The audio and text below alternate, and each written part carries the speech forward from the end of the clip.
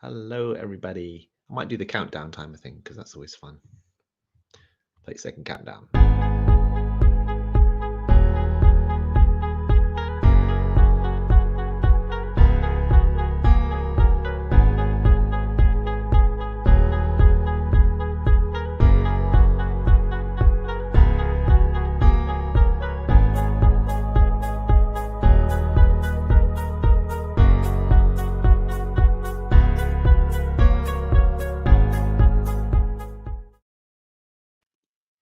Hi, everybody. I'm Shamash, author of Mindfulness for Dummies, and today I'm exploring the value of unity. But I'm going to go through this diagram that I've put together based on a really awesome image that I saw randomly, actually, on Wikipedia about unity. Let me see if I can get that working for you first of all. So I click on share screen, and not sure if this will work, but let's give it a go. That's not quite. It's not quite the right one I wanted to show you. Let's see if I can get a better one. That gives a sense of it. This is a better one. Okay, let's close that. Okay. Share screen. Chrome tab. See if this works. Yes, I think you can see that, can't you? Yeah. Let me make it even bigger. Okay, so I really like this diagram. A bit scared if I click on it, it might not work. But this seems to suggest that all the different religions at their source are all about unity at the top. You've got the Hindu, Buddhist, the Chinese, Judaism, Christianity, and Islam traditions. Now, I know that's pretty much true for the first three, Hinduism, Buddhism, and Chinese tradition. And I know it's kind of potentially true for Islam, having studied Sufism a little bit, and maybe true in Christianity and Judaism too. I'm not an expert on them, but I'd love to hear your thoughts on that. But I really like this diagram. There's two things I like about it: the sense of that they all come together and there's a sense of unity about them.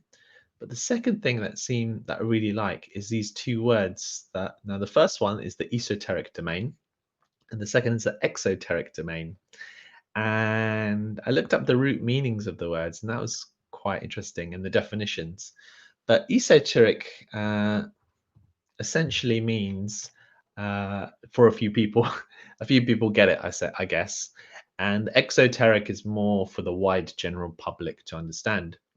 And again, that makes a bit sense for me with this diagram too, because my personal guess would be when people follow a particular religion, it tends to be more to do with the ritual side of it and the community side of it, and the fact that they're separate from the other religions. But I think again, in my point of view, as you study them more and more in depth, and you try to understand them more and more, they start to merge together with the other religions and philosophies and ultimately come together to a sense of unity. And this kind of links with the story that I wanted to share with you. I'll come back to that diagram later if you want to have a look. But it links back to the story of an experience I had and why I think it's important to balance unity with diversity. So before I got into all this philosophy and mindfulness and all this stuff, I lived in the world of diversity, I would say, and that's on this diagram. Everybody's an individual, so I just saw 6 or 7 billion human beings on the planet, plus lots of animals and stuff.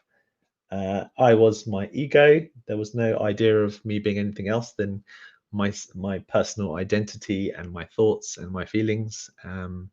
So there was definitely an identification with my body.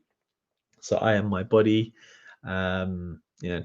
I guess trying to make my body look as good as possible and to be physically fit as possible.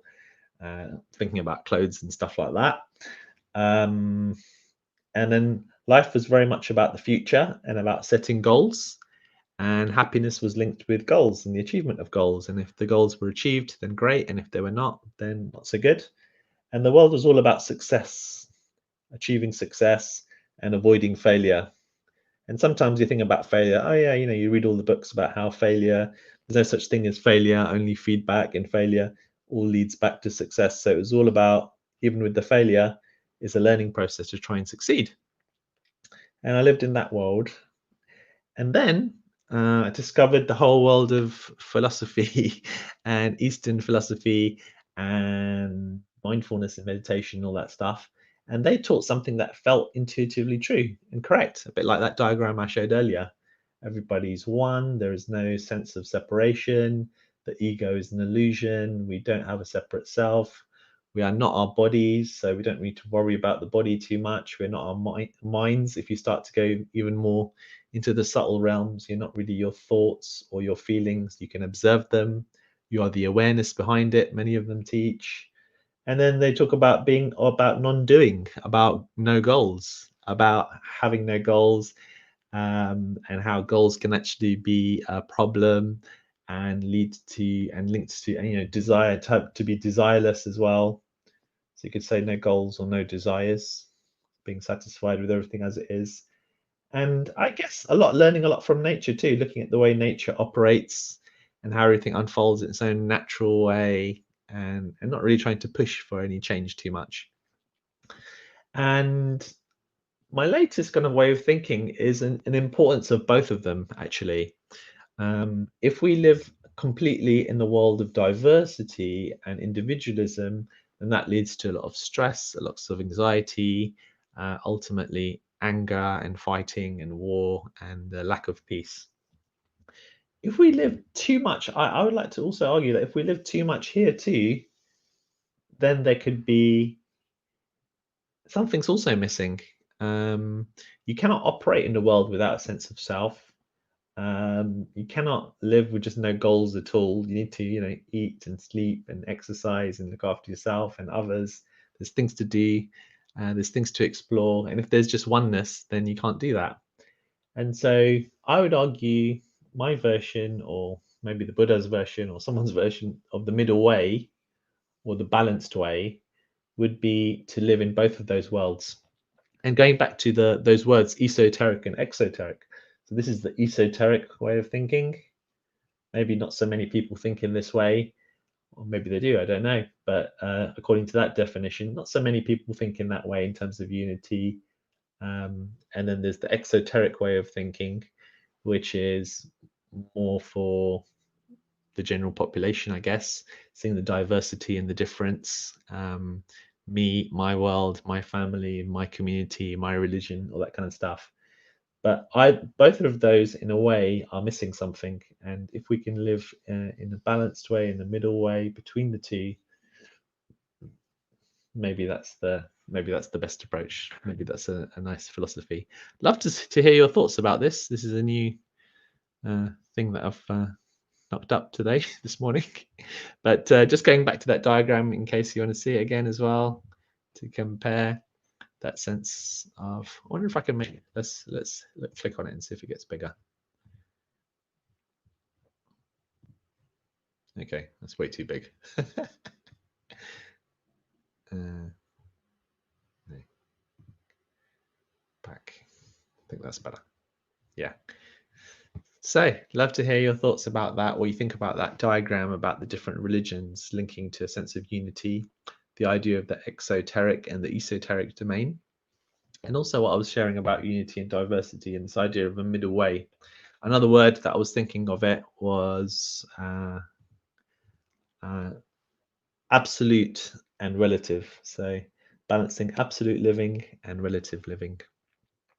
I mean, another thing I could put into this as well is the idea about free will and choice. And over here, we have ultimate free will, and everything we do makes a difference. Over here, everything, there's no sense of an individual, so there can't be even a sense of a free will there.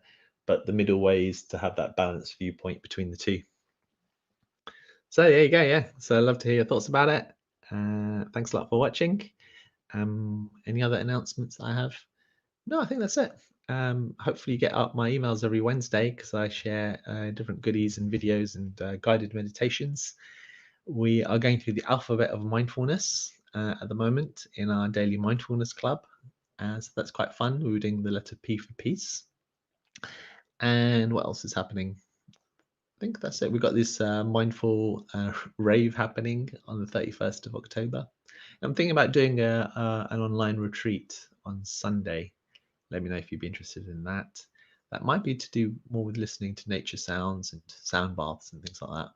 But if you're interested in participating in that, again, leave a comment, tag me, and I'll know. All right. Thanks a lot for watching. Have a great day. See you tomorrow. Bye for now.